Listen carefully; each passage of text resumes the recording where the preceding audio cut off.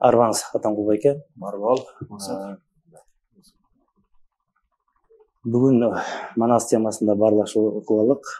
Сіз ушул Манасты башка өңүттө, башка бир кырын ачып жүрөсүз. Ошол жаатта бүгүн бизге айтып берсеңиз. Биз буга чейин Манасты эпос катары, жөнөкөй баатыр катары, тарыхый инсан катары кабыл алып келдик. Бирок ушу сиздин айтууңузда Манаста эмне сырлар катылган, кандай башка бир сыйкырдуу кырлары бар, ошолорду бир айтып көргөзүп келесиз, чечмелеп, мындайча айтканда. Ошол жаатында мен сизге суроо берейин дедим. Сиз үчүн Манас ким? Же болбосо эмне? Мен үчүн Манас жогорку акыл-эс. Бул анткени Манастын эпосунда, Манас эпосунда сүрөттөлгөндө, Манас жөнүндө сөз болгондо жер жерлигинен түтүптүр дейт. Бул жер планетасы. Экинчи жагы Манасты сүрөттөп атат ал жерде.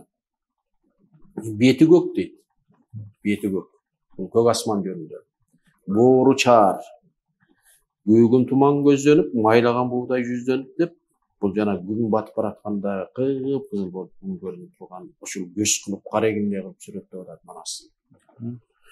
Бул эми экинчи жагы Манас ким дегенде, дагы Манаска дагы эмне кылганда, Манасты мен сенин ишиң ачып карайынбы? Көрөбү же бир адамдын ишин? Манасты жөнүндө сөз болгондо эпосто дагы мындай нерсе айтып атат да.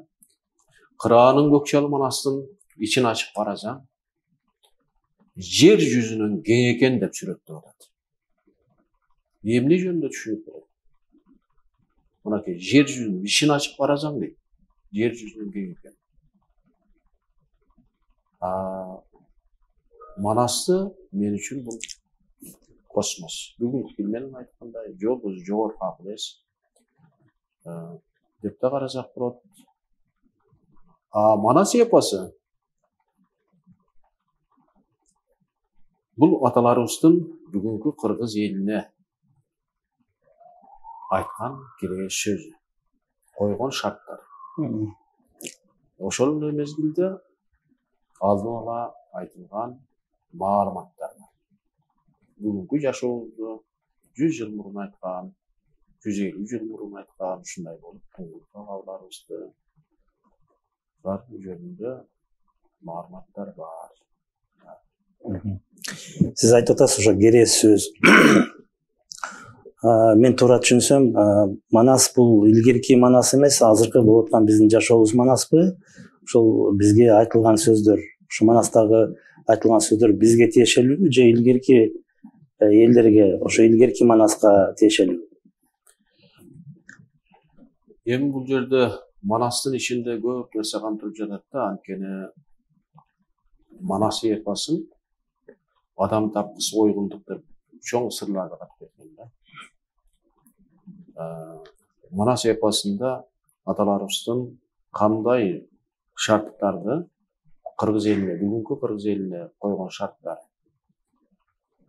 Бүгүн биздин кетип аткан кемчиликтерибизди жана жетишкен ийгиликтерибиздин баардыгын сүрөттөп койгон. Эми жөнөкөй эле бир нерсени алалы. Бул Манастын жарык дүйнөгө төрө ээлеши, келиши. Сагынбай Орозбаков атабыздын вариантында Манастын төрөлүшү сүрөттөп атат. Толгоосу 8 күн болгон, толготкон мындай күн болгон деп. Ошондо Умайыне Манасты курсакта жаткан баланы чык десе, курсакта жаткан Манас сурап атат. Менин рызкым кайда деп. Ой, талаада батпай атат деп, анан кийин майгумчак менен куймунчакка чаап, алакан менен чыгарып атат. Мына ушуга көңүл буруп карап, эми ошол эле кийинки, андан кийинки эле чоң варианттардын бири Саякка Каралаев атабыз айткан вариантта бул 20-кылымдын экинчи жарымында айтылып, 50-жылдардан кийин 60-жылдары жазылып калган кезгелде. Ошол жерге келгенде Манас умай сүйлөшүү жок, аягы менен тик туруп калып атат.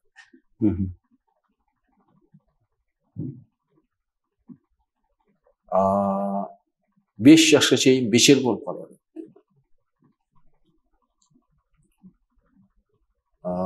Эми ушул жерди карап отуруп, эмнени байкайбыз дегенде, кыргыз каада салт наркын, умайлык касиетти 20-кылымдын башында сактап келген. Ошол кыргыздын Манастын урпактары, так ошол Манастын урпактары Кыркуру кыргыз элинин жарык дүйнөгө келишин сүрөттөп атат. Ер азамат жигиттер. Экинчи жарымда биз салтты унута баштаганда умайлыкты чанып койдук. Умайдын колу тийбей калып, ошол себептен 5 жашка чейин бечел болуп баспай калды. Сагынбай атанын вариантында 4 жашында кармаган жерден кат чыгарып, ойнорго бара калбай калды деп сүрөттөп. Мына ушул айырмачылыктар варианттагы ар бир варианттын өзүнчө өзгөчөлүгү бири-бирине окшош болгондугу. Анткени ушул жерде мен туура түшүнгөнүм, сиз айткан боюнча биздин салт боюнча ошо төрөткө умайына катышыш керек, кандайдыр бир ырымдар жасалыш керек. Кийинки вариантта айтылганда биз азыркы кыргыздар ошол салттарды жасабай калдык, ошол касиеттерди колдонбой калдык, энелерибиз умайчылыкты унутуп калды деген сөз да азыр. Ушул туура умай десе бүгүнкү көп ошо түшүнбөй калды. Бул касиет. Бул көзгө көрүнбөгөн улуу касиет. Ошол нерсени биз унутуп калгандыктан баладагы май куйумчакта эмне жатат деген чоң суроо да. Эми үчүн башка аягын чаппай, колуна муртунан тартып чыгарбай май куйумчакка чап атат да. Мына ошо сыр ошондо жатып атпайбы? Теги эле куйумчакта эмне катылуу? Эми үчүн уча деп ошону Куда сөбөккө тартышат, эми үчүн куйумчак деп байбичелерге тартышат. Эң устукандын аябагында эмнеси. Анан май куйумчакта эмне катылып жатат дегенде бул байыркы гректерде Божий кост деп айткан. Кудайдын эң биринчи курсакта жаткан эмнеде ушундан башталат. Чыгыш элдери кундалина деп айтылат. Кыргызда куйумчак. Ошол эле эми үчүн ошол жерге анткени бүгүнкү эзотериканын тили менен дүйнөлүк эмнеде 3,5 оролуп жаткан алтын жылаан деп сүрөттөшөт да бул эзотериктер. Дүйнө адамды ошо жана көзгө көрүнбөгөн энергетикалык кубаттарын ойготуп туруу. Умай ошол умайдын катышуусунда ошол нерсени ойгой болгон кыргызда. Мындайча айтканда, бала төрөлүп атканда умай эне ошол улуу күчтү ойготуп берет. Ойготуп койгон, ошон үчүн көк тагын баягы жамбашка чаап ойготуп, ошол ырымын жасайт. Ырым. Ал бул көрүнбөй эле баланын курсагында ошону жасап эмнени койгон үчүн баладагы улуу ошол касиет ойгонуу. Бул ошол өзгөчө манастай бала төрөлөт, мындайча айтканда, ошол ырымдарды жасап, мурун колдоп. Мурунку эмнеде угуп эле жүрсөң көрөт, ошо куйумчагында көк тагы болот деп эле айтылып жүрөт да. Анан умай энени калтырган дагы деп айтышкан, баягы колун низ деп айтышкан. Ошол нерсе болгону эки вариантта эки башкача кылып сүрөттөп атканы эми үчүн ошо бири-бирине окшошпойт варианттары. Ошол күчтү, куймулчакта жаткан күчтү Манастын күчү же адамга берилген Кудайдын күчү деп айтсак туурабы? Сенде ошол нерсе бар. Ар бир адамда бар. Ар бир кишиде бар да, ар бир адамда бар. Бирок көп киши аны менен колдонбойт. Өмүр бою көтөрүп, кайра эле кете берет. ошону макул ал жарык дүйнөгө келгенде ал ойгонбой калды. Бирок Манаста аны 4 жаштагы баланы ойготсо болот. 9 жаштагы баланы кантип 16 жаштан 17 жашка кадам таштаганда кантип ойготсо болот. Же болбосо 24 жашында мүчөл жылында кантип ойготсо болот. Же болбосо 50ге чыкканда кантип ойготсо болот. Же болбосо 70 жашка чыкканда дагы ойготсо болорун айтылат да. Ар кандай ырымдарды жасап ойготсо болот ошол күчтү. Болот. Манаста ошол эпоста, Манас эпосунда так ошолор жөнүндө подсказка, баягы табышмактуу кылып каймана иретин айтып койгон. Ал нерсе ошол ырым менен эле ойгонобу же дагы бир нерселерди жасаш керекпи? Кандай ырымдарды кылыш керек? Эң биринчи бул жерде жана акыл эске толуп эмне болуп калган убакта убагында ошол нерселер жасалбай, ырымдар жасалбай калган болсо, аны кийинчерээк кан көтөрүү менен Манасса көтөрүлүп аткан. Жана хан көтөрүү эмес, тактага отургузуу эмне, кан көтөрүү. Каныңда улуу касиеттүү ойготуу, ойготуу. Же болбосо ошол нерсени канткен ойгонот деген нерсе. Кандай шарттарды аткарыш керек? Кандай ырымдарды жасаш керек? Кандай шарттарды аткарыш керек? Эң биринчи Манасты баатыр катары эмес, Манасты жогорку акыл эс катары. Манасты ата деп таануу. Манастын Манас эпосу бүгүнкү аталарыбыздын бүгүнкү кыргыз элине калтырган кээ сөзү деп табылат. Бул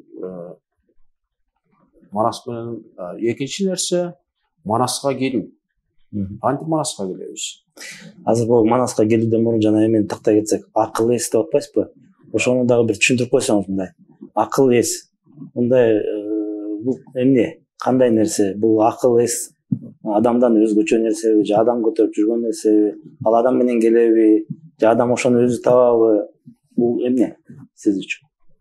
Акыл эс деген эми кыргызда күнүгө колдонуп жүргөн сөздөрүбүз, тилдерибиздеги сүйлөгөн сөздөр да. Манастын эпосунун өзүндө да акылың бар, эсиң жок деп сүрөттөйт. Бул катачылык кетирип аткан убакта түшүнбөй калды, анын акылы бар. Ал бирөөнүн 60 жылдык акылы бар, бирөө 70, мисалы үчүн сен канча жыл жашасаң, канча жашка чыккан болсоң, ошончо жаш сенин акылың бар. Ана ээсиң жогорку акыл эс. Ошол биздин ээсибиз. Ошону тааныдыкпы? Биз ошого келдикпи жогорку акыл эске? Же ошондо? Ошол адамда бир нече катмар бар. Ошол катмарды бири-бирине жуурулуштуруп колдонуш билиш керек да, туурабы? Же болбосо ошол Манаста көп айтылат, акылы бар, ээси жок. Ээси бар, акылы жок деп. То есть ошол бир эле акыл менен жүрсө, адам көп адашат. Кандайдыр бир кыйынчылыктарга кабылат. Эгер акылы ээси менен жүрсө, анда адам жанакындай Манаста болуп, жаңылбай, кыла турган ишин кылып, бара турган жерине барып, кезиге турган кишилерине кезигет. Ушул туурабы? Туура. Анткени биз ошол нерсени бүгүнкү кыргыз элине ушундай туңгулуктан кыйналбасын деп Манас эпосун тындырбай айтырып келип атат да. Биз ошого көңүл бурдукпу? Бул өзүнчө чоң тема. Анткени биз мактанып эле келип атабыз, Кытайды чааптыр деп, Европаны чааптыр, Москваны чааптыр деп эле, Американы чааптыр деп эле Манас. Ооба, Кытайды 7 кайтарып чапкан. Чапкан сайын өнүгүп атат. Европаны 4 кайтарып чапты деп Манас эпосто сүрөттөйт. Алар да өнүгүп атат. Бар. Тегеранда Манаскын. Ал жогорку акыл эс. Ал чапкан өзү Манасты дагы бир мындай сүрөттөгөн жери бар да. Кыраанын көкжал Манастын басып өткөн жерине башалуу калаа орногон, түнөп өткөн жерине түптүү мазар орногон деп сүрөттөп атат. Басып өткөн жери эле гүлдөп атат. Түнөп өткөн жери теге эле баягы сыйкырдуу бир эмнеге айланып калып атат да. Ошон үчүн кытайлар билип, Манастын уруу жогорку акыл эс экен. Алар Манаска болгон мамилесин кандай жана кытайлык кыргыздар аркылуу койгон эстеликтерин карасаң, ар бири Манастын ар бир жорозу 40 жорозунун астына китепти коюп, Канекейнебизде Манас атабыз тең ортосуна коюп, кишинин элесинде коюп, ар биринин астына китеп койду да. Бул окулбаган китеп, илим деген түшүнүктү коюп атат да. Бул это наука. Бул биздин акыл сезүүбүз, акылыбыз жетпегени менен бирок анын илим экенин түшүнүп, ошондой кылып атат да. Манастарга болгон көз карашы, алар жомок деп карабайт.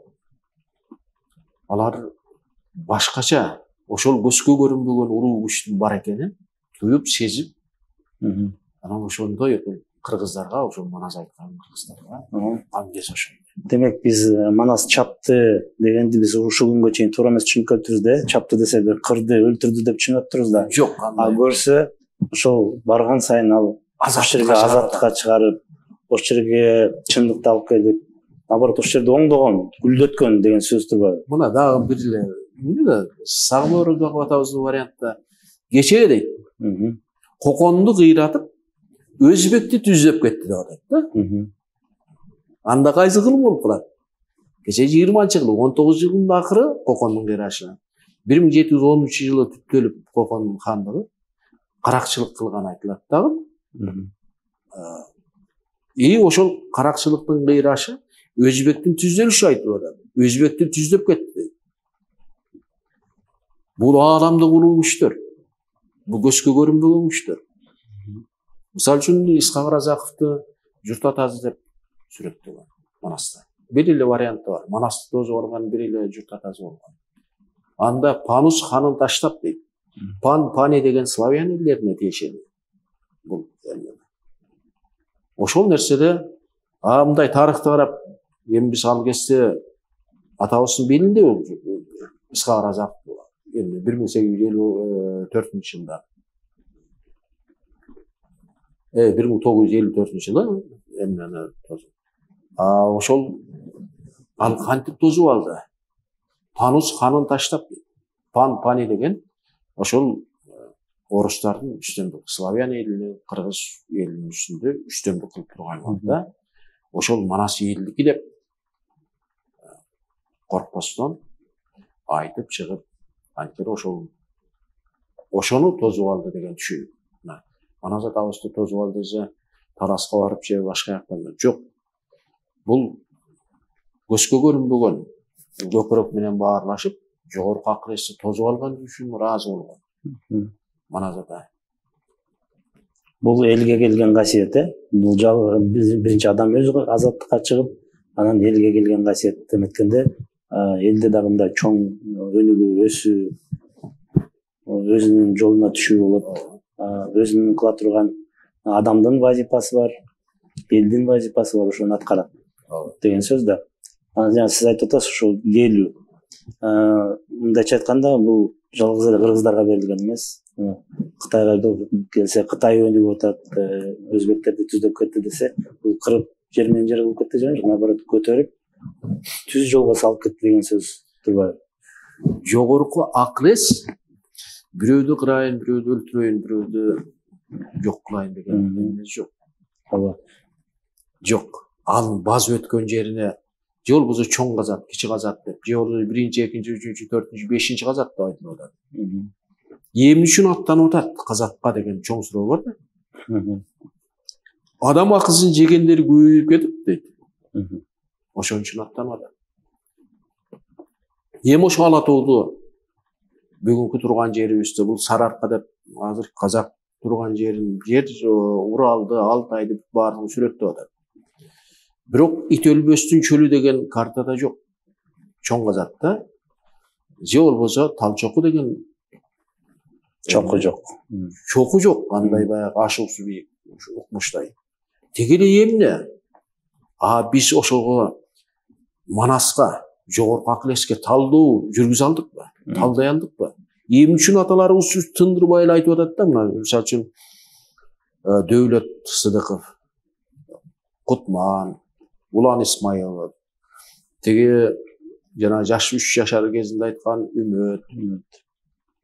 Ушулар айтышып атат да, биздин бул жигиттер өтө мындай барды көпүрөп көтөрө турган жигиттер.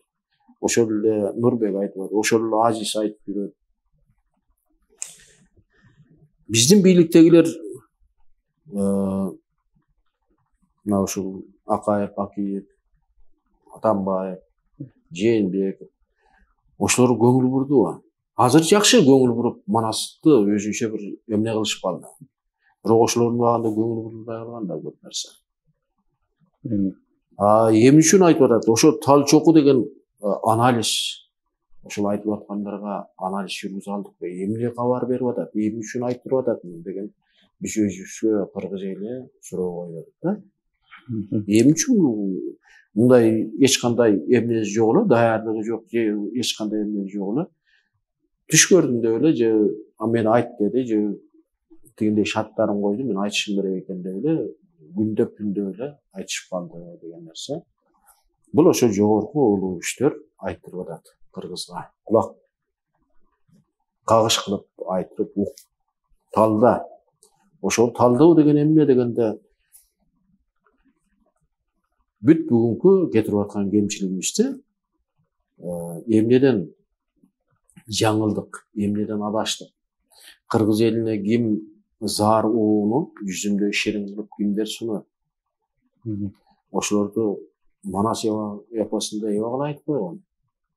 Мисалы үчүн 2019-20 жылкы коронавирус тажал желмобуз деп ал кандай болуп келет, кандай шарттар ал дагы айтып турган. Ошол бүт бул дүйнөдө болуп аткан азыркы эмнелер баардыгы айтылып атат да. Ошондо биздин ата бабалар ушу Манас аркылуу азыркы учурда кайсы керез айтып атат? Биз эмнеден жаңылып атабыз, эмне кылышыбыз керек, эмнени укпай атабыз? Эмнеден баштоо керек? Бул өзүбүзгө кайтып, өзүбүздүн Манаска келүү деген бул өтө кандай десем, Манаска келүү биздин жогорку акыл эс талабыбыз. Ошол жана эгрегор деп айтып жүрөт. Мисалы үчүн Будданын өзүнүн эгрегори бар. Тиги Тора, иудаизмдин өзүнүн эгрегор талаасы бар. Христиандардын өзүнүн эгрегор талаасы бар. Исламдын өзүнүн эгрегор талаалары бар да. Ошо ар биринин талаасы бар. Бизде ошо жогорку акыл эс талаасына кантип келүү дегенди түшүнүш керек. Биз кантип келебиз? Ошо Манас эпосунда Манаска бар, Манасты тап деп атпайбы? Манас тап, Манаска бар, Манаска айылгон.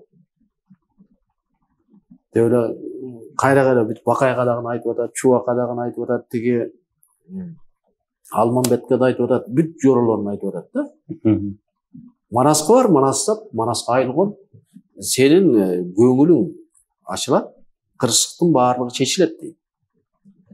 Мына ушул нерсени, ошонун ишин терең караганда Манаска кантип келебиз? Бүгүн кантип барабыз Манаска? Манасты кайдан табабыз? Кайда ал? Бул кайдан табабыз деген бул экинчи нерсе. Биринчи Манаска кантип келебиз деген. Мисалы үчүн Манаска келүүдө эң биринчи ошол чырга байланып, же болбосо мээнетке, же болбосо дооматка калып турган эр азамат жигиттер, Манас ата, өзүңүздүн жогорку акыл эс экениңизди, ааламдык улуу күч экениңизди таанып, өзүңүзгө кол сундум деп кайрылат. Келдим дебейт, кол сундум өзүңүзгө деп. Кабыл алыңыз. Манас атабыздын колуна кол кошуу деген да бар. Азыр бул Манаска келүүдөн кичине өтөлү. Мындайча айтканда, ушул мээнетке, дооматка калган эле адам барабы Манаска? Өзү адам мындай бара албайбы, же сыноо аркылуу эле келеби? Сиз айткандай, мээнет, доомат, мээнет мындай, мен түшүнгөнүм боюнча бул кандайдыр бир катуу иш кылыш керек, адам аракет кылыш керек, жумуш кылыш керек, иштеш керек, издениш керек. Доомат болсо, бул уже бир кандайдыр бир кырсыкка учурап, соттолуп, же болбосо алданып, же болбосо бирөөнө чоң карыз болуп, ошону доомат ушундайбы? Туура айттың да, Максат. Бүгүнкү азыр лешке чыгып мындай карасаң, баланча банк же болбосо баланча киши баландай кишини алдап кетти деген. Мени сыздатып отуруп кетти, мени ушундай деген аябай бири-бирине доо койгон кишилер көп да. Жогору жак аркылуу коюлуп атат да бул. Ататектин арбактары. Анткени эми үчүн доо коюп койду деген чоң суроо. Эми үчүн аларга доо коюп атат. Мына көп жерден мен аппак элем, таза элем, мени камашып койду, мен ак жерден каралап койду деген эмнелерди кайрылып жүрөт да кечке чейин. Ошол кишиге мен суроо берет элем. Сен аталарыбыздын кереет сөзүн угуп, Ататектин кереет сөзүн угуп, айдаган жолуна бастыңбы? Койгон шарттарын аткардыңбы? Ал айтат, кандай шарт деп. Ал ошо акылы бар.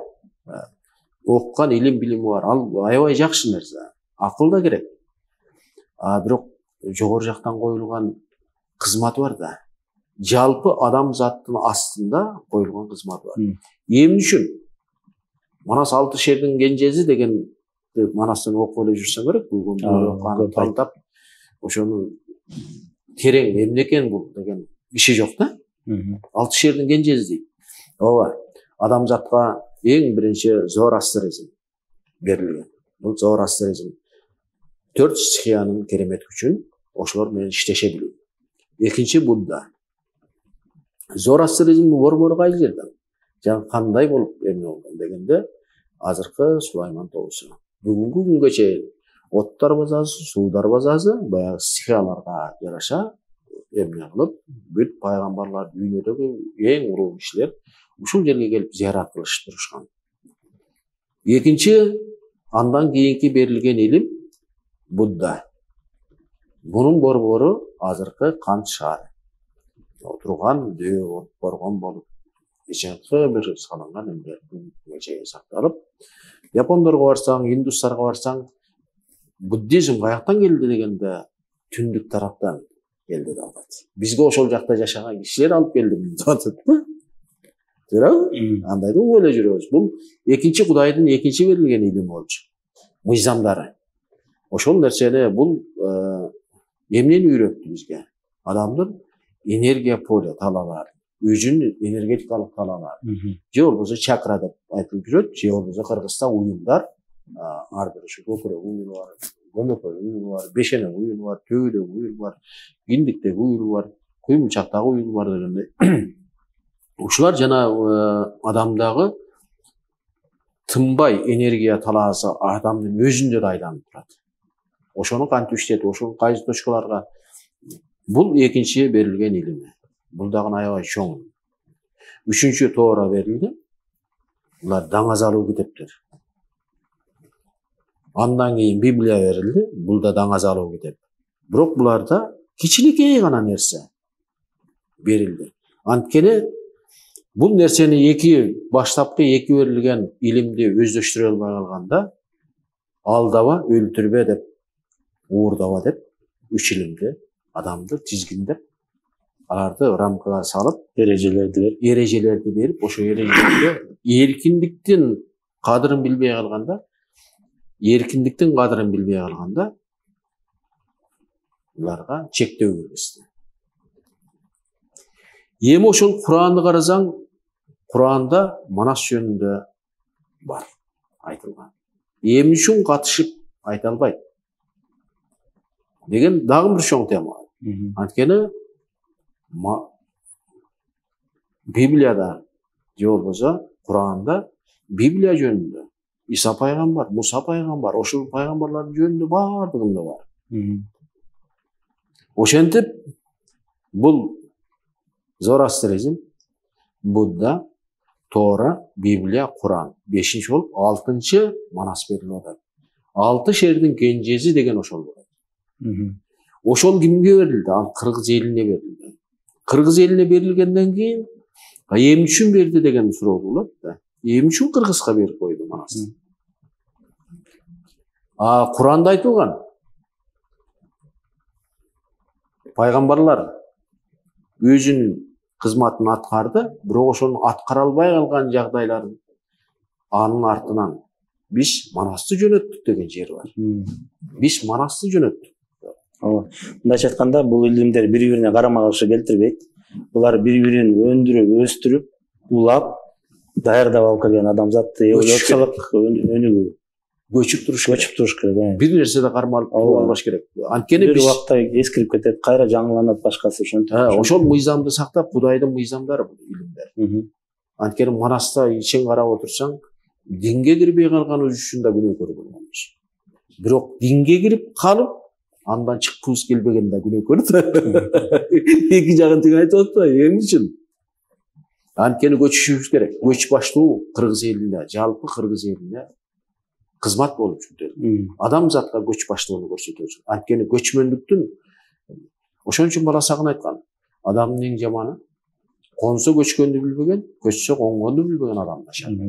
Анткени жан дүйнө азыркы жыштыкка, азыркы ааламдын өзгөрүшүнө карата биз дагы ошо Кудайдын берилген мыйзамдарын кабыл алып, ошонун берген шарттарын, койгон шарттарын аткарып, ошого карата жашообуз.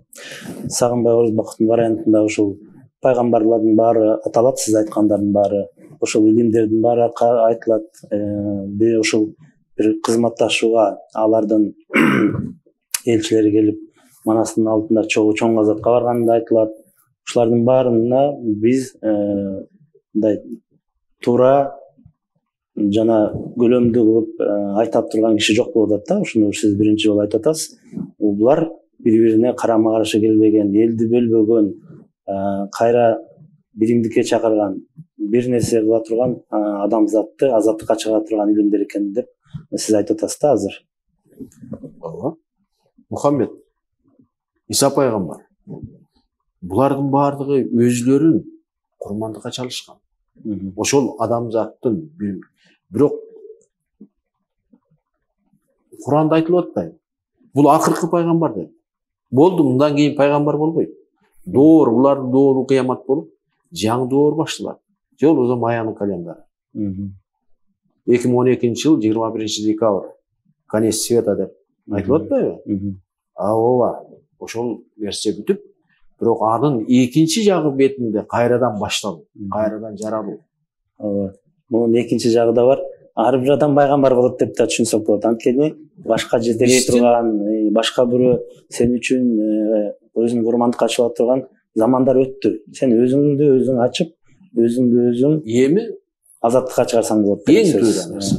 Адамдын аң сезими өнүп жетилип, бүгүнкү генибиз өнгөн убакта, генибиз өскөн убакта бизге пайгамбар эми болбойт. Ар бир киши өзүндөгү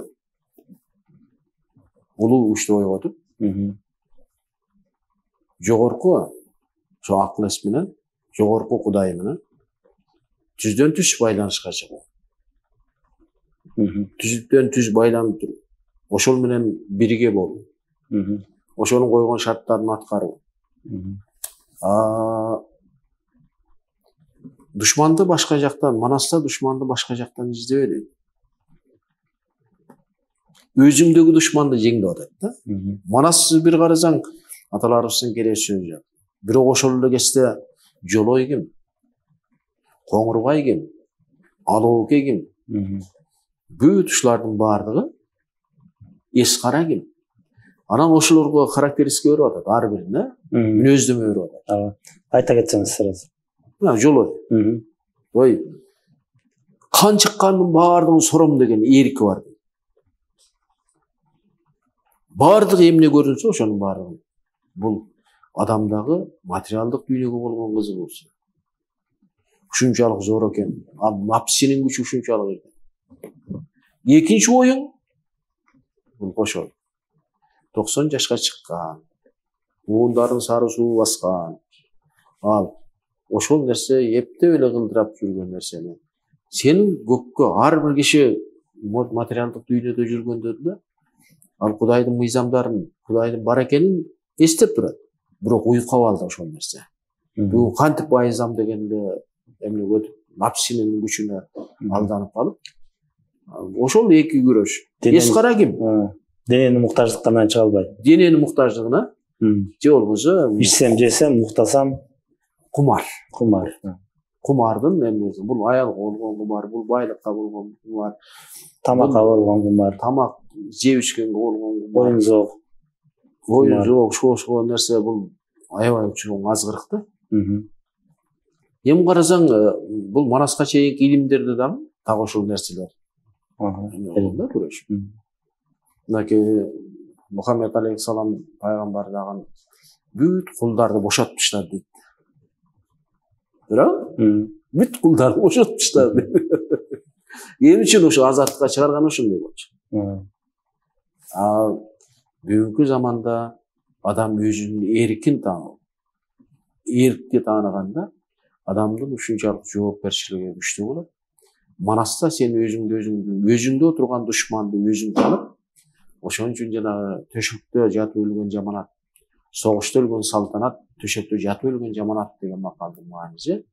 Сен өзүң душманың менен күндүз да, түндө да, бассаң да, жүрсөң да, турсаң да, согушуп турсаң, ал салтанат.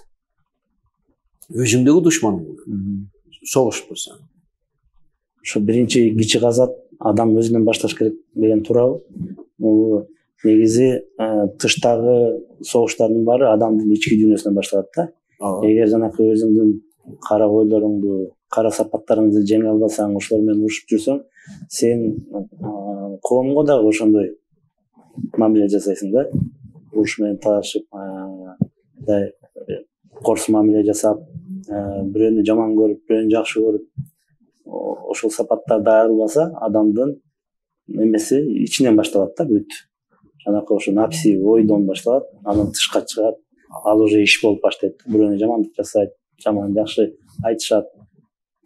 Ушул жеңе турган ошо биринчи Манастын азаты, адам ошол эмеге чыга турган, азаттыкка чыга турган нерсе ички дүйнөдөн башталат. Адам өзүңдү көрүү, өзүңдү көр, үңүл, өзүңө кара. Бул кыргыздын сөздөрү уфушта, өзүңө кара. Өзүңө кара. Өзүңдү көр, өзгөр, өзүңдү көр деген. Өзгөр деген өзүңдү көр. Биз ошону өзүбүзгө карадык. Биз башка бирөөгө эле азыр бүгүнкү күндө дагы карасаң, бул болуп аткан окуяларга бирөөнү күнөөлөй беребиз да. Чалым чыгылып кетсек деле, бул жолдо бирөө жаман болгон, башка болгон, бүт эле бири-бирин күнөөлөй эле жүргөн да. Ошолор бир аз токтолуп, өзүнө үңүлүп, бул жагына караган жок да. Манас эпосу так ушуну үйрөтөт. Манастагы жанагы душмандардын баардыгы эмне үчүн кыргызча ат менен аталып атат. Бирок аларды Кытай деп койду. Аларды калмак деп койду. Биз ушул жерде Кытай деген, калмак деген, сарт деген, казак деген сөздөрдүн маанисин түшүнүшүбүз керек. Анткени Манас эпосунда булардын баардыгы чечмелик айтылды. Ошол жана сиз айтып атпайсызбы? Манас бизди мээнетке, дооматка эми салып атат депчи, ошол экен. Ататектин арбагы. Ататектин арбагы.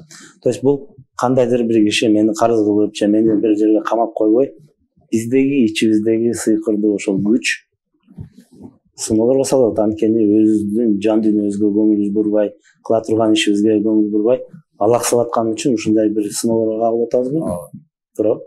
Анткени биз негизги кызматыбызды көч баштоо аткарбай жатабыз. Кудайдын 6-чы берилген эң кичи эмнесин, Манасты биз баатыр кылып, өткөн чактагы жолубузду мактанып, Кытайды чабып алган кыргыз деп кечке чейин мактанышат да.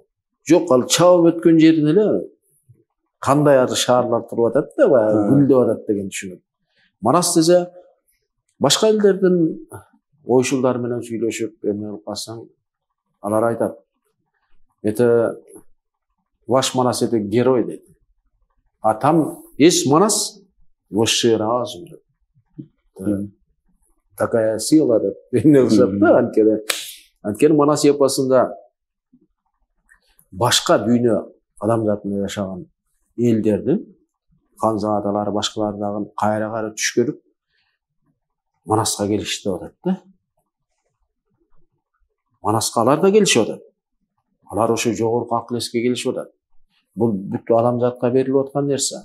Бирок Кыргыздын айырмачылыгы ошол манастын тилинде сүйлөп, биз ошол тил менен жашап, аталарыбыздын керек сөзүн аткарганыбызда бизде болбогондой бир өнүгүүбүз жолуна түшөбүз. Өзүбүздүн чыйырыбызды, өзөгүбүздү башатыбызды тааныйбыз. Анан ушул нерсеге кайтышыбыз керек. Манаска келүү деген эң биринчи уруксат сурап, Манаска келебиз. Ошону кененирээк айтып берсеңиз. Көп кишилер айтат да, кантип мусулманга келдиң дегенде түшүнүк. Келме келтирип эле мусулман болуп калдым. Бирок мусулманга келүү оңой, мусулман болуп жашаш кыйын болот. Көп киши жана оозун толтуруп эле мен мусулманмын деп кыйкырып алып сөгүп жүргөн, мен кыргызмын деп эле кечке чейин бири-бирин сөгүп тилдешип жүрбөйбү? Жок, андай эмес. Сен чын эле мусулман болсоң, сен чын эле кыргыз болсоң, анда сен унчукпаган билем. Сен ошонун баардыгына өзүңдүн адамдык сапатыңды көрсөтүүң керек.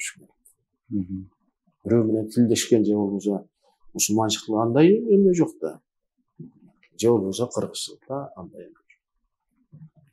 Биз ушуга кантип келебиз дегенде, Манаска келүү. Манас атабыздын колуна кол кошуу. Манаска келүү деген бир чоң тема. Биринчи Манас атабыздын колуна кол кошуу. Кантип кол кошобуз? Сага суроо, кантип кол кошобуз? Сизге суроо берейин дедим, кантип кол кошобуз? Кантип кол кошобуз дегенде, биз арбактуу элбиз. Арка жүрөк колдоочу бирлерибиз бар. Окуп жүрөсүң да? Арка жүрөк колдоочу бирлерим. Ал жерлерден, мазарлардан, биздин киндик кан тамган жерден көбүрөөк ошол колдоочу күчтөргө ээ болобуз да. Анткени бизге көзгө көрүнбөгөн, биз менен катарлаш жашаган, алар биз үчүн, биз аларды көрбөгөн менен, алар бизди көрүп турган эмелер бар. Анан ошондой колдоочу бирлерибиз, ата тегибиздин уруктары. Ошолордун баардыгы бизге арка жүрөк колдоочу бирлерибиз болот. Мындайча айтканда, биздин жашообузда жардам бере турган, көмөктөшө турган күчтөр. Ал ошол, эгер арстан болсо, айбаты менен, сүрү менен болот киши. Булбул болсо, ал ырдаганды жакшы көргөн, адамга ушунчалык эме болгон, сөз өтүмдүү, канаттуу куштун дагы бири бар дегендей, баардык нерсе ушундай болуп. Биз ошол нерсе менен жогорку акыл эс Манаска кол кошуу. Биз ата тегибизди бул эски өткөн доордон көчүрүп, жаңы доорго көчүрүү деген түшүнүк. Эң биринчи ата тегибизди көчүрөбүз. Ошол жаңы доордогу жаңы ошол эгер талааса, бүгүнкү тил менен айтылганда көбү баягы түшүнбөй калбаш үчүн талаа деп айтылат. Ал Кыргыздын талаасы, Манас талаасы. Ошого көчүү. Сен көчкөндө кандай кылып көчөбүз дегенде, эң биринчи Манас ата колуңузга кол коштум, кабыл алыңыз деп. Анткени ата тегиңизге биринчи кайрылып, ата тегибизге. Баардык өткөн ата тегиме. Өз атамдан түпкү атамга чейин, өзүмдөн түпкү энемге чейин. Мен сиздерге ыраазычылык билдирип, биз жаңы доордун, жаңы башаттын башталышында туруп, көч башында бараткандыктан биз кадам таштадык. Көчтүк жогорку акыл эске, өзөгүбүзгө кондук, өмүр дарагыбызды гүлдөтүш үчүн өзүбүздүн башатыбызга кайттык деп. Келет дагы ал жерде ошолго Манас атабыздын колуна кол кошуу болот. Ал жерде кан көтөрүү деген бар. Кан көтөрүүдү эм үчүн жасайбыз дегенде жана бизде көп нерсе уйкуга калып калган, кандагы касиет. Ошону ойготуш үчүн ырымдар бар. Атайын Манас эпосунда кан көтөрүү деп. Ошол. Мындайча айтканда, мындай жалпак тил менен айтканда, адамдагы кандагы касиеттерди, таланттарды, кыла турган иштерди, өнөрлөрдү жандандырыш үчүн адам кандайдыр бир ырымдарды жасаш керек. Жасаш керек. Өзү аракет кылыш керек, издениш керек, өзүнөн дагы. Издениш керек. Bardığынан en emnesi bul işenim. İşenim bolboza басқа жыл өте қиын нәрсе болады. Ушул жана сиз айтып аткан нерседе Манаста көп айтылат. Ушу 12 мүчөсү тоо элек депчи. Анан биз көбүнчө 12 мүчө деп бул жанагы 12 устукан, 12 жилик ошону эле көбүнчө эметет да. Бирок мен ойлойм бул 12 мүчө деген башка бир нерсени айтылат. Ошону сиз кандай деп ойлойсуз? Бардык зодиак жылдыздары да 12 мүчө деген, 6 сан деген, мунун артында аябагандай чоң өзүнчө илим жатат. 12 мүчөсү тең экен, айдалысы кең экен деп. Энеден артыкча туулган шер экен деп. Анан ошол 12 мүчө жөнүндө же болбосо 12 бирге кол берип зайып турушат. Анан мунун артында бир чоң өзүнчө эмне бар. Өзүнчө сүйлөшүбүз керек го дейм анткени. Мен ошо түшүнгөнүм, сиз айтып аткан жана кан көтөрүү болгондо, ошо адам 12 мүчөсүн толтурат да, мындайча айтканда, ошол өзүнүн бир катмарларын, жогорку катмарларын ачат. Биз адамзат катары, азыркы адамзат көбүнчө акыл эле менен жүрөт. Дене менен эле акылдын муктаждыгын чечип жүрөт да, мындайча айтканда. Выживание. Эптеп эле тамак ичиш керек, укташ керек, кандайдыр бир өзүнүн муктаждыктарын жабыш керек дагы. Анан башка катмарларын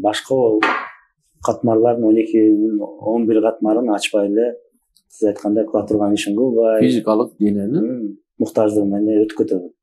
Ошол бир нече жолу келет экен кээ бир адамдар жашоо кайра жашап эле ошол кайталанган жашоосун жашай берет да, бирок жанагы 12 мүчөсүн ачкан адам же 12 бирге кол берген адам жана Манас. Ошондо Манас болуптур, Манас атка конуптур. Тиги Манас бул дүйнөгө келгенге чейин жана Меңдибай барып Жакыптын атын кууп барып, жакын балам жок деп кайгырып, анан токойдун ишине кирип, токойдун ишинде Жакыптын Манасы 40 жигити менен аң куулап атып, анан ордатып ойноп атканын көрүп, сен кечке чейин балам жок деп ыйлай бересиң, тиги Манас деген балаң бар турбайбы? Ал төрөлө элек бирок. Келелек. Бойго да бүт элек. Бул эмне жөнүндө? Тиги нерсе бар. Анан бүгүнкү жигиттердин бардыгы чоро менен жоронун айырмасында да. Чоро деген эмне? Жана сен айтып аткан, кайра келип, кайра кетип эле ошол ойгото албай эле келип атпайбы? Качан биз окко, өзүбүздүн окко улуу баягы ааламдык улуу күч болуп көтөрүлгү, качан жетишебиз дегенде, жер бетине келердин астында атаңдын белинде жүргөндө же болбосо ошол нерсе эле сүйлөшүүлөр болот. Ошол могул жигит, могул уул мындай кызматты аткарат. Тигил жактан сүйлөшүп, бул ошол жоро болуп келип, чоро болуп. Анан кийин чоро болуп калып атпайбы? Жоро боло албастан чоро болуп калып атат. Чоро деген бул чогуу сөз дейт. Чоркоктор айтса чоро дейт, чечендер айтса жоро дейт деп атпайбы аста кайра. Өзү. Анан тигил жана кайталанып, тигил адамды улуу күчтө Манас атабыздын астында кызмат кылам деген жигиттер болгон да. Мен ошонун жорозу болом деп, тигил жактан эмне болуп, бул жарык дүйнөгө 7 күндүк деп койду эми 25 жашоо. Ушуга келишкен. Анан келгенде бул жерге напсинин, кумардын эмнеси чыга албай, көз байланып калып атпайбы? Көкүрөк көз байланып калып атат.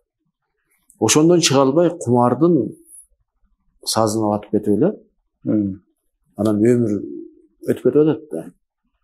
Анан ошондой нерседен чыгарыш үчүн мээнетке белин байлап атат, тиги доомат коюп атат. Токтот, мына кылып аткан ишиңди токтот деген түшүнүк. Бул жолго баспа. Ошо доомат коюп, бирөө алдап кетти деп эле, же болбосо бийлик мени камап койду, же болбосо тигил алдап койду деген эмес. Сен биринчи өзүңө үңүлүп кара өзүңдү. Мен эмне ката кетирдим? Менин кызматым эмнеде деген сурооду жөн эле көккө карап ошол суроону берип берсең эле. Ооба. Мындайча айтканда адамга ошол өзүндөгү улуу күч багыт берип турат. Багыт берип турат. Эгер туура эмес баратсаң, чалынасың, жанакындай түшүктөргө кабыласың. Эгер түз баратсаң, анда көкөлөйсүң, көрүнгөн жерге кам болосуң, көрүнгөн жерге бек болосуң. Ошон үчүн айткан. Туурдугуңда май тамат деп атканы бул туура жолдо баратасың деген сөз, туурабы? Жок, бул жерде дооматка калсаң, анда адаштың деген сөз. Жок, бул жерде дагы бир эмне бар. Бул жерде дагы мынау көп азыр айлан тегереңин карап эч жаманды көрбөгөн жайытын кенен оттогондор бар. Алар да жүрүшө берет баягы. Эч жамандык көрбөстөн эле жүрүшөт да. Анан баардыгын бир күндө доомат коюп койсо эмне болот? Ошончо кыргыздын ушунча жигиттердин ушунча элге бир күндө доомат коюп, анда апырык сапырык деген бар. Анда апырылып сапырылып хаос башталат. Хаос башталып берет. Жанагы бир нече жолу болду да биздин элде бул нерсе. Жок, ошол хаостун кереги жок. Бизге ошон үчүн сен дооматка калган болсоң, сен жаныңдагы досуңа, классташыңа же коңшуңа карап отурба. Сен өзүңө суроо бер. Эмне үчүн ушул?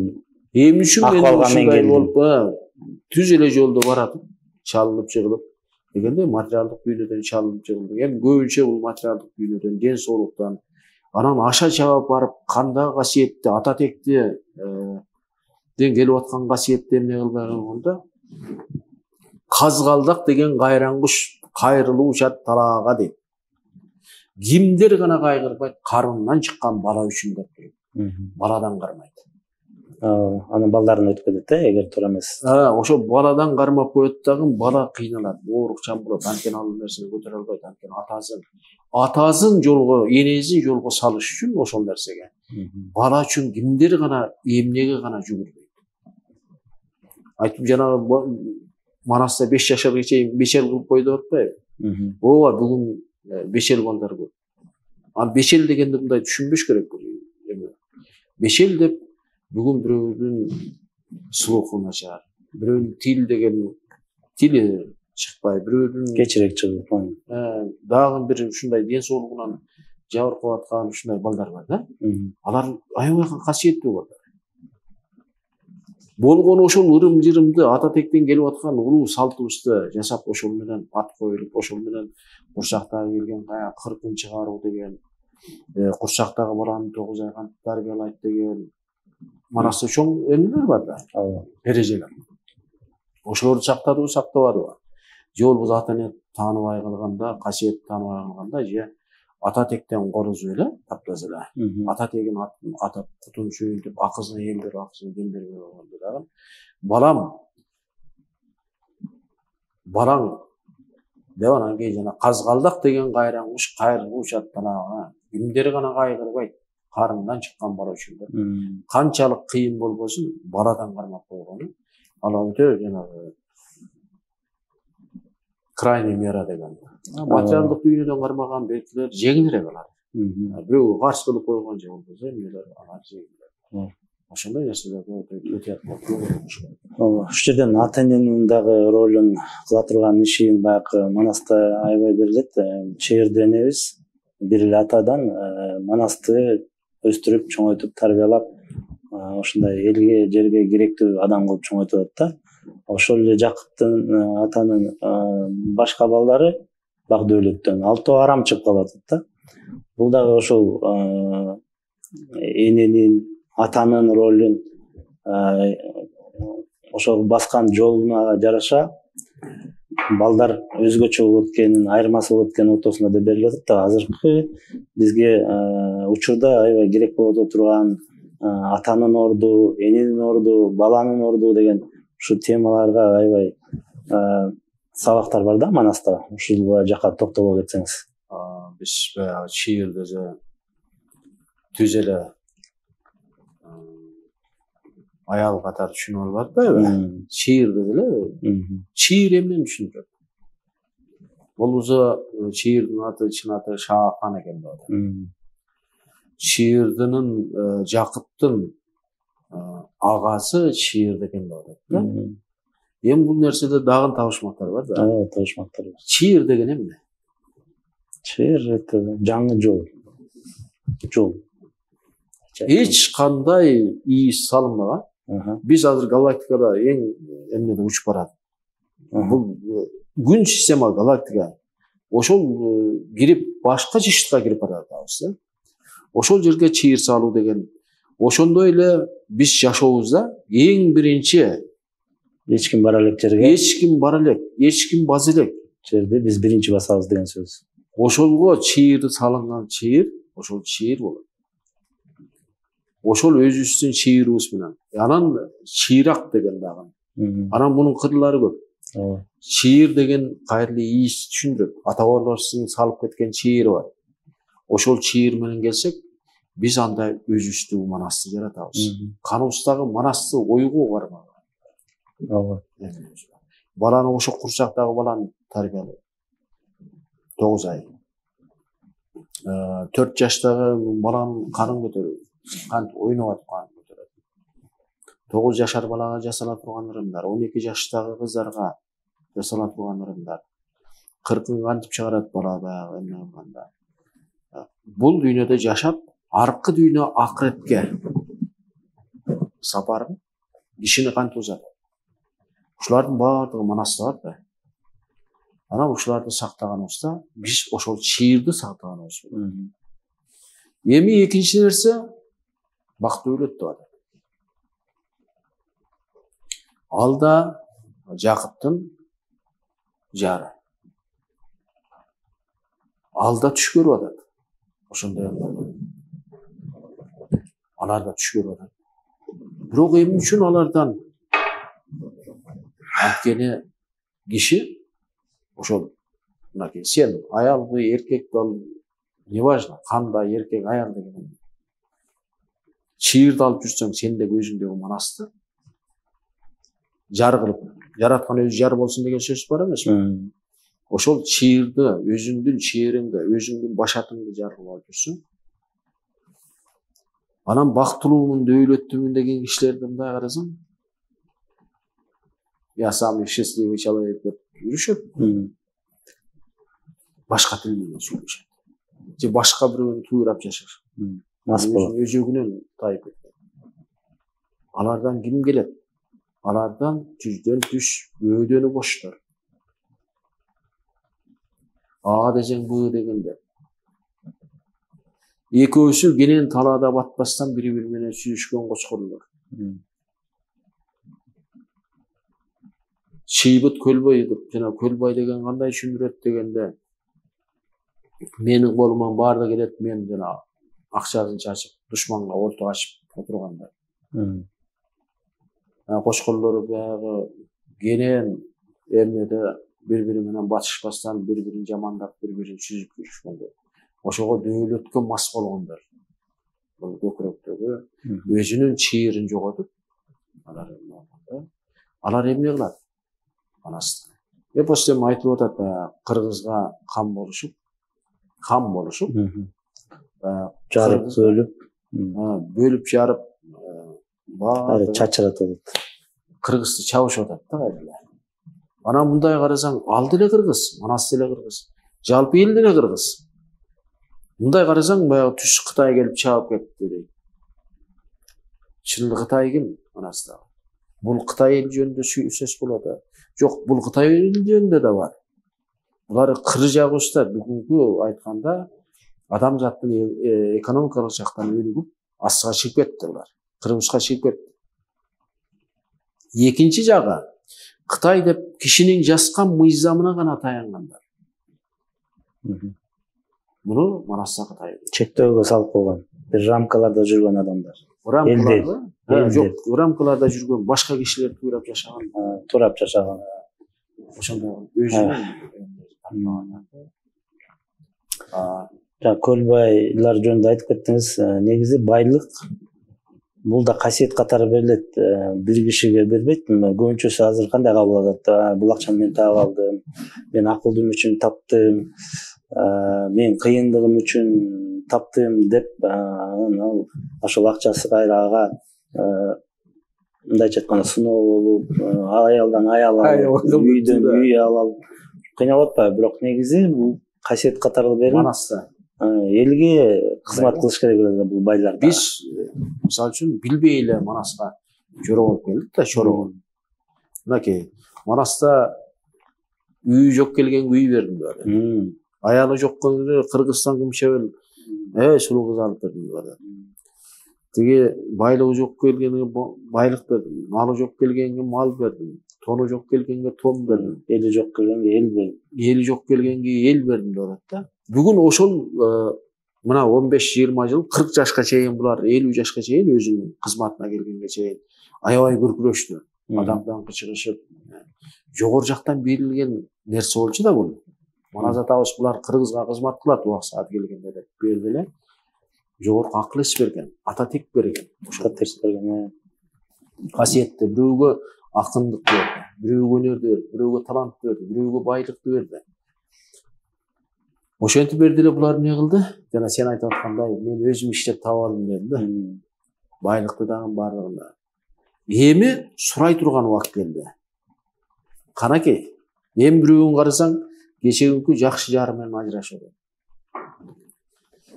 Балдарын таштап, үйдө шыр чыкты, ал доо койгонун түшүнгөн жок бүгүнкү чейин. Аялы күйөөсүн, күйөөсү аялы. Кечеги күнкү байлыкты ушундай баягы жөн эле сүйлөп эле койсо, акча болуп агылып келип аткан нерсе, анын дагы эмнесин бири-бирине талатып койду. Алдууларын алсыздарды сабаттып, бышпаган этти талаштырып койду. Ал да өзүнө суроо берген жок. Бирок ал ошол Маназат анын тигил жерде айтылган жери бар. Кыргызга мал чачпаган Карымбай, канакей келчи бере. Мен сага малды, байлыкты, акча Кыргыз үчүн чач дебедим беле. Дегенде элге жумша, элдин муктаждыгына керек кыла турган иштерине жумшады айтылган. Элдин муктаждыгы десе курсактоо жок, курсактоо эмес. Той жана аштарды өткөрүп көпүрө салып коюп бир нерсе кылып атпайбы? Элди жок, бул кереги жок. Бизде Манасты, Манас китепти, эпосты ар бир вариантын ар бир үйгө, ар бир мектепке, ар бир окуучуга жетише тургандай кылып, жана ошо Кыргыздын каада салт наркын өнүктүрө тургандай кылып шарттарды түзүп жумшалыш керек ал нерсе. Манас айтыла тургандай кылып шарттарды түзүп, манасчыларды мындай колго алып, каржылап. Манасчы Манасчы каралбай калды да мындайча айтканда. Ошол манасчы жигиттерибиздин кадыр баркын көтөрө турган, ошол эмнени көтөрө турган ошолор болчу, байлыктын ээлери. Алар анан жакшы жары менен ажырашып атат. Бирөө байлыгы менен ажырашып атат, бирөө минген тулпары менен ажырашып атат. Анткени жогору жак берген. Аларды чоро болосуңар. Чор. Анан ошолор бүгүн эмне болду? Чырга кабылышты. Бардыгы чырга кабылышты. Ызы-чуу чырга кабылышты. Эми ошондон таанып, эми ошолор кайра келиш керек Манаска. Маназата. Мен сиздин жогорку акыл эс экениңизди таанып, колуңузга кол коштум деп келип, кандагы Манасты көтөргөндөн кийин булар чородон жоролук өтөт.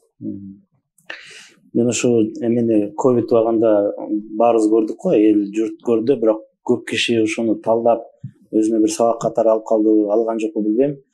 Ушундай эпидемия болуп, ковид болгондон бай жанында акчасын уштап туруп, вертолетту жанында туруп, эчтеке кыла албай өлүп калды. Касиеттүүсү, аалымы кызмат кылган жок, элге кыла турган ишин кылгандардын баары шыпырды. Көрдүк баарыбыз. Бирок ушул сабак көп элге болгон жокпу? Эгер касиетиң жанагындай кызматка өтпөсө, аны жашооң бекер эле экен да, муну кайра алып өткөн да бат эле бул күч.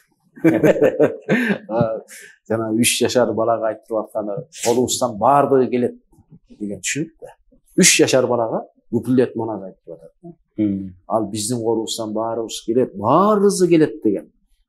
Алардын колунан баардыгы келет. Алар кааласаң, эгер кааласа, биз дем алып аткан абаны жагып коет. Зар болосуң. Зар болуп коет, ушу дем алып аткан. Ana jana koronavirus jönünde aytıp kaldım. Manasta bu koronavirus evagıla aytıp var. Tajal jelmobuz dep. Evagıla aytıp koygon. Bирок аны менен кантип күрөшөт? Анын жол жобосу кандай болот? Алардын да кошо айтканда. Бүгүн көкөтөйдүн ашы десе, түздөн түз эле баягы бир кишиге баягы аш берип аткандай түшүнүшүп калат да. Жок, бул жалпы көккө тайып турган, көк менен түздөн түз байланышта болуп турган кыргыз элинин бүгүнкү башынан кечирип аткан, кечеги башынан кечирген, базы өткөн тарыхы, бүгүнкү учур жана келечекте кайсы жака баратасың деген чоң түшүнүк жатат да. Анан ал жерде мындай кылып бизге окшоп акыл үйрөтпөйт. Алар боло турган болобу, мындай кылып эле айтып кете берет. Бүлдөт эле. Мына Манаскага бар бир Сагынбай атаныкында. Манаскага бар берилип атат Көкөтөйдүн ашында. Бокмурунга бар берип атат.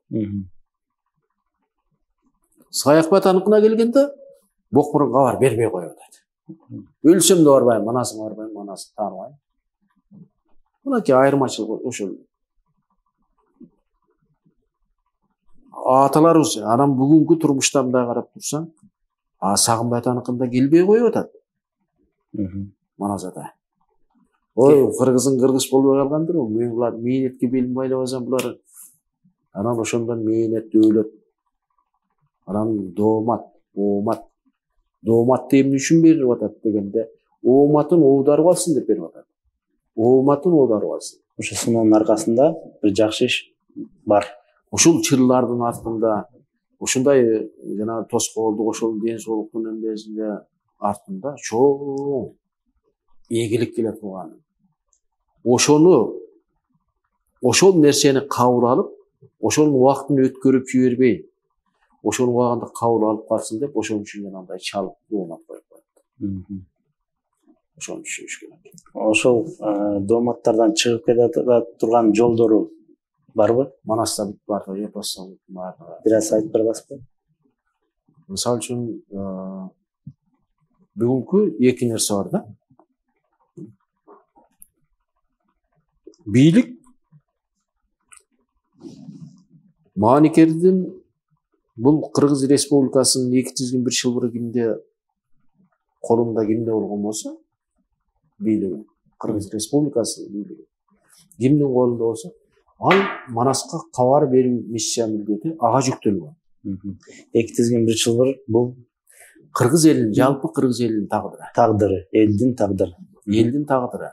Бул Maanikер деп дүйнөдө ушундай бейиштей болуп жиберилген ушундай ак калпактуу кыргыз элинин ошонун бийлик башындагы, будак башындагы бул миссия алардын кыла турган иши бар мындайча айтканда. Эмне кылыш керек алар?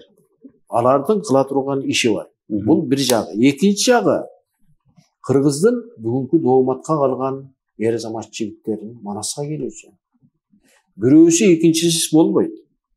Мисалы үчүн бул тала Манас талаасы деп айтсак, бул талаага бул бүгүнкү кыргыз көчүп мээнетке бели байлангандар, дооматка калгандар Манаска келип, айыл конуп отуруп деп коет, бул Манас талаасына келүү. Анан түздөн түз бир жерге барып айыл конуп отуруп албайбы эмес азыркы биздин жашоодо. Жок, ал Манастын ошол улуу жогорку акыл эс экенин таанып, мен ошол жогорку акыл эске кирип отуруп, ошол өзөгүмдө отурганым бул духовный жактан. Биздин физикалык дене барып отурбайт. Бизде физикалык, эфирный, астральный деген, ментальный, каузальный, атмантический деген темаларыбыз бар. Так ошол нерселердин баары келип, бул жакка келип, бул жактан жогорку акыл эс менен түздөн түз байланышып, бул жерден ата тек менен болгон, урухтар менен болгон байланышты бекемдегенде, бул эр азамат бүгүн шырга байланып турган эр азамат жигиттердин жөндөмдүүлүк мүмкүнчүлүгү, чоркоктук состояниядан жанагындай акыбалдан чыгып, булар өнөрлүү, таланттуу, сүйлөсө орундуу болуп сүйлөгөндө баардыгы укмуштай болуп чыга келишет да. Анткени арка жүрөк колдоочу бир бор чоң нерсе. Ошол эле кезде туура сүйлөө, сөздүн керемет күчтөрү, ошонун баардыгын камтып турган ишеним бар.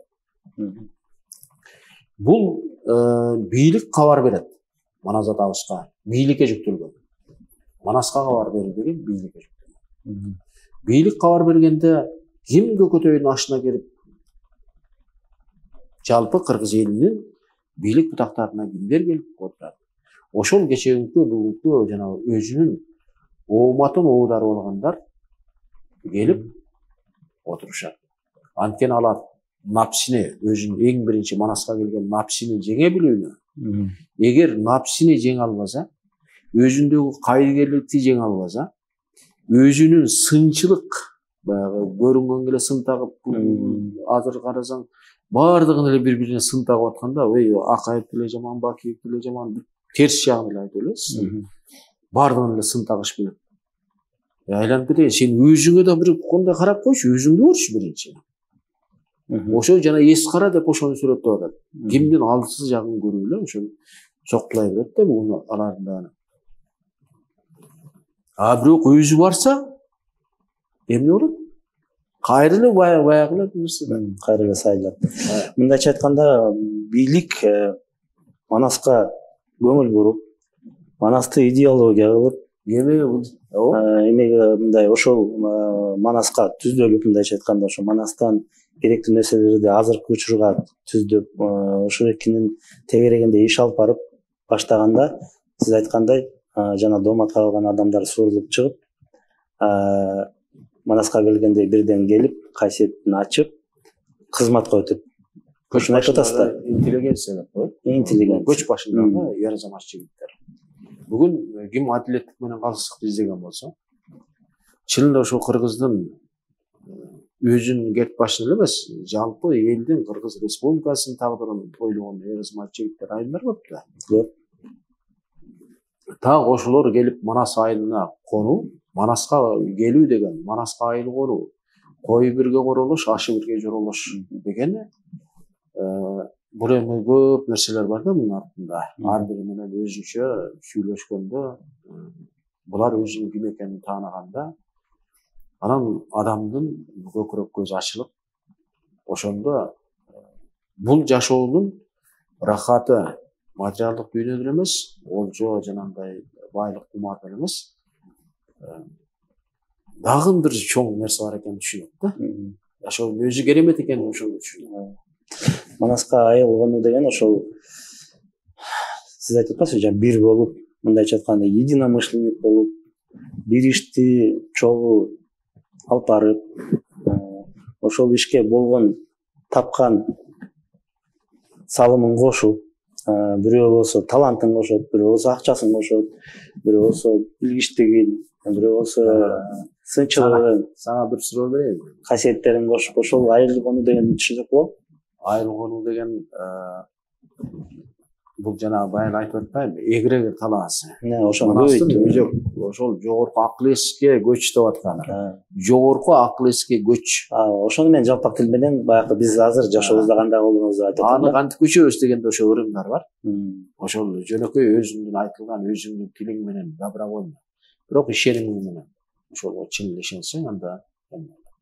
Экинчи жагы, бийлик кабар берүү миссия бийликке жүктөлгөн. Манаска кабар берүү. Кантип кабар берет? Кантип кабар берет? Мына ушул жерде бул дагы сыр боюнча эле калып турсун. Ким ошол ер азамат жигиттер Манаска келгендер, булар эмне кылат? Булар жумушту, ишти эмнеден баштайт деген нерсе бар да. Манаска кабар берди, макул. Тозуп алыш керек.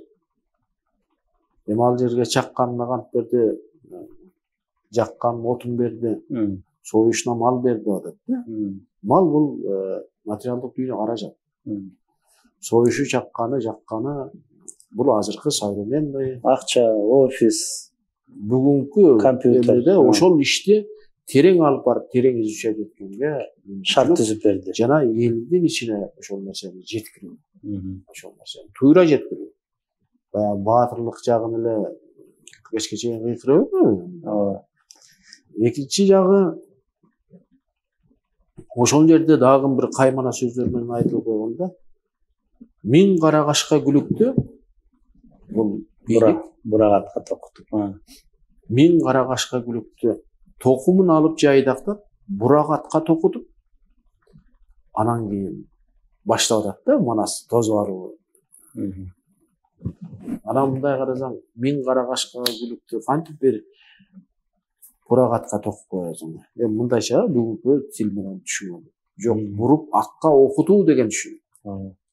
Бийлик властьтагы бүгүнкү баардык ошо лидер чыгып аткан жигиттерди, кыздарды жаңы бир нерсеге окутуу.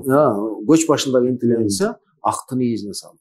Чындыкта. Мисалы үчүн Ач буудан менен Ак куула. Жолойдун аты Ач буудан, Манастын аты Ак куула. Мына эми жооп бер. Өзү тилге жакшылап көңүл бурса, өзү айтып турат да. Эми элге түшүндүрбө. Ошо Манас өзү ошо чындыкка, акка, мындайча айтканда Кудайга же кайып дүйнөгө уланган. Улаш керек. Биз кадам таштап Манастын бүгүнкү урпагы ошо акты улап баратабыз. Экинчи жак. Ач буудан бул канча берсе тойбогон, кайра сурап, бирок ишин кылбаган нерсе болот да. Сурап ичип тойбогон, сугалагын койбогон, караңгыда айдасаң, кабылганда жойлойбогон. Кыргыз болуп калбады. Кечке чейин эле сурап эле жүрөбүз да. Мага бер. Ушул жөнүндө сөз болот да. Ач буудан менен Ак кууланы коёнда окшошту. Ошол. Эч ким айырмай калды. Алмамбеттен баштап ким адилеттикти кааластыкты көрөт деген болсо ошол. Рахмат бүгүнкүгө. Жакшы максат, өмүрлүк бол, келечегиңиз болсун. Ар бир нерсе сүйлөгөн сөзүбүз элибизге жетсин. Жалпы элибиз көчүп бүгүн азырдагы аябай чоң Манаска келгендер бар. Жогорку Аккрешке көчүп чыккандар. Булар саналуу эле кишилер болот. 1000 киши, 2000, 4000, 5000 киши ограничение жок. Ошол эле кезде Манас келген учур болот. Жалпы кыргыз элине. Ошон үчүн Манас айтылган нерсе бар. Мен дейт, бул бийликтегилерден көңүлүм калса дагы, элимден көңүлүм калган жок дейт. Туу болуп туруп четиңде душман жолунун бетинен тозгонумду билбейсиң деп.